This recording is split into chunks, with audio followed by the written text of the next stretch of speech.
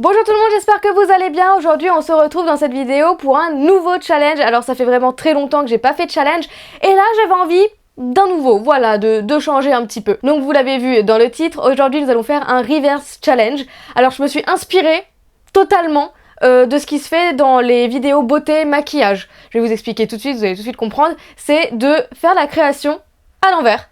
Voilà. Donc par exemple, si on fait un cupcake, au lieu de commencer par la base, on va commencer par la chantilly, quoi. Ce qu'on fait à la fin. Aujourd'hui, forcément, pour tester ce challenge, voir s'il fonctionne en Fimo ou pas, j'ai décidé de partir d'un donut. C'est très facile, c'est très accessible, c'est juste pour voir si ça fonctionne. Et après, les prochaines vidéos se feront en fonction de vos envies. Donc voilà, j'espère vraiment que cette vidéo va vous plaire, qu'elle va vous divertir et on se retrouve à la fin.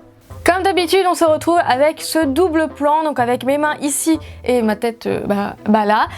Du coup, pour ce challenge, je vais utiliser 3 couleurs. Sans surprise, je vais utiliser de l'écru, du caramel et du chocolat parce que c'est la toute première fois que je fais un reverse challenge et je veux commencer facile pour voir ce que ça donne. Donc mon idée c'est de faire du coup la base du donut en écru, le coulis en caramel et les vermicelles dessus pour décorer couleur chocolat.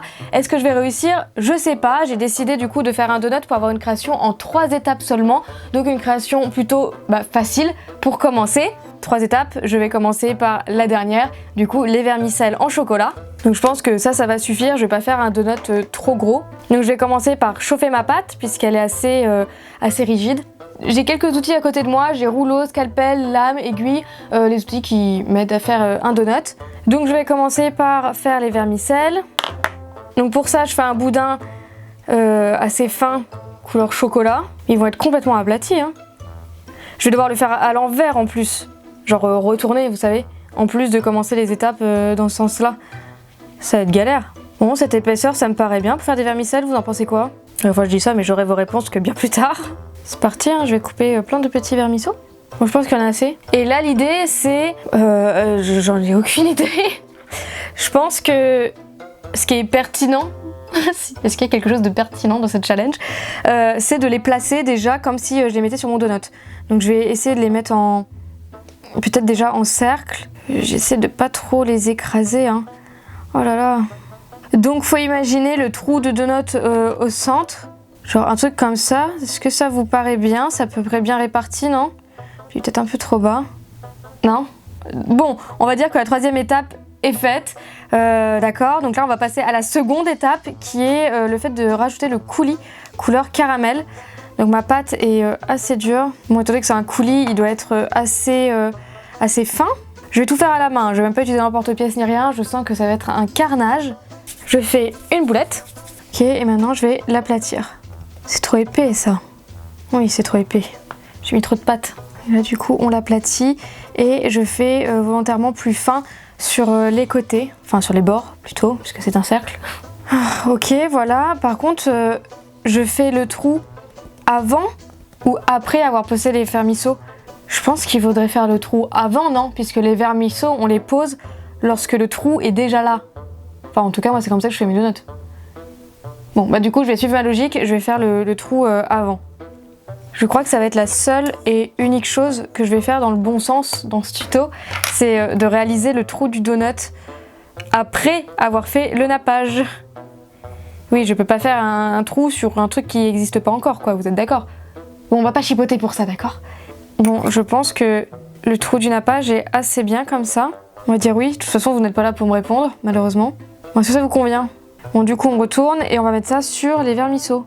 Putain, j'ai fait que de bouger. Je n'ai fait que de bouger. Là, faut appuyer pour que les vermisseaux adhèrent au nappage.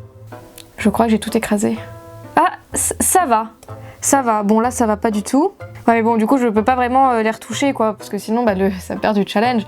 Mais en gros, voilà ce que ça donne. Ouais, ici, il y a des petites embrouilles ici, hein. Mais de l'autre côté, ça va. Bon, et du coup, on va mettre ça de côté. Et on va passer à la base du donut. Donc pour ça, on prend la pâte écrue. Donc on passe à la première étape. Je fais une boulette. Et là, je l'aplatis. Est-ce que par rapport à la quantité de nappage, j'ai assez de pâte? Non, vous voyez, il y a trop de nappage par rapport à la pâte, du coup je vais en rajouter. Finalement, je voulais faire un donut plutôt petit, j'ai l'impression qu'il va être énorme. Bon, voilà, on aplatit. Est-ce que c'est mieux niveau proportion? Ah, c'est déjà beaucoup mieux, hein. Ah, c'est pas mal, c'est pas mal. Ok, et du coup, pareil, je vais devoir faire le trou avant. Ouais, on va le faire de ce sens-là. De toute façon, vu comment c'est parti, on dira rien. Je commence avec le cure-dent. Et ensuite, je continue avec mon aiguille pour agrandir le trou tout doucement.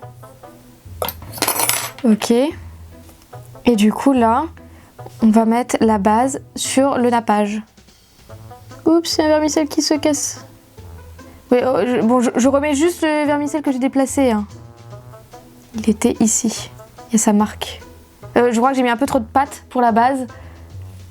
Je sais pas, vous en pensez quoi? C'est compliqué.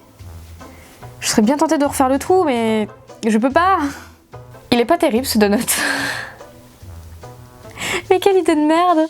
Je reviens pas que j'ai fait ça. Donc voilà à quoi ressemble le donut, je vais vous le montrer de plus près.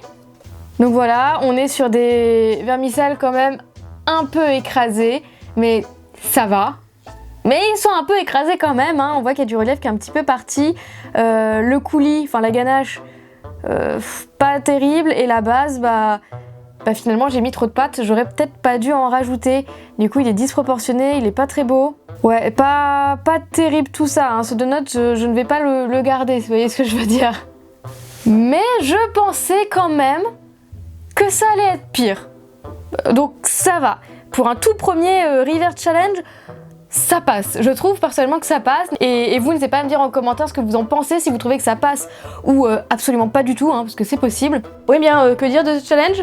C'était marrant, improbable, et je pensais pas que j'allais aussi bien réussir le donut. Je pensais que ce serait vraiment beaucoup plus pire que ça. En tout cas, j'espère que cette vidéo vous aura plu, qu'elle vous aura donné envie de refaire un challenge de ce genre. Et puis pour la prochaine vidéo, je vous propose de mettre votre commentaire, votre création que vous voulez que je fasse en reverse challenge. Et je verrai en fonction du commentaire qui a le plus de likes. En tout cas, je fais plein de gros bisous et on se retrouve bientôt pour une prochaine vidéo. Salut!